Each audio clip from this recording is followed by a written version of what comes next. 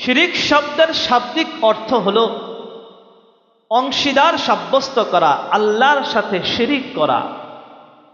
পরিভাষায় শিরিক বলা হয় আল্লাহ রব্বুল আলামিনের সত্তা এবং গুণাবলী কুরআন ও হাদিসের মধ্যে আল্লাহ রব্বুল আলামিনের সত্তা এবং গুণাবলীর ক্ষেত্রে কুরআন এবং হাদিসে বর্ণিত যে সকল বিশ্বাস পোষণ করার কথা বলা হয়েছে, ওই সকল বিশ্বাসকে কোনো মখলুকের ক্ষেত্রে পোষণ করাকেই শিরিক বলে।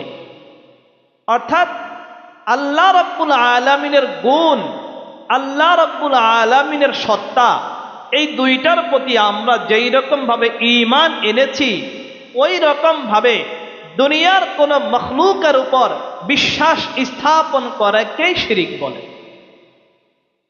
অর্থাৎ আল্লাহ রব্বুল আলামিন এক এবং অদ্বিতীয়, তার কোনো শরীক নাই, তার কোনো অংশীদার নাই, তার সমকক্ষ কেউ নাই।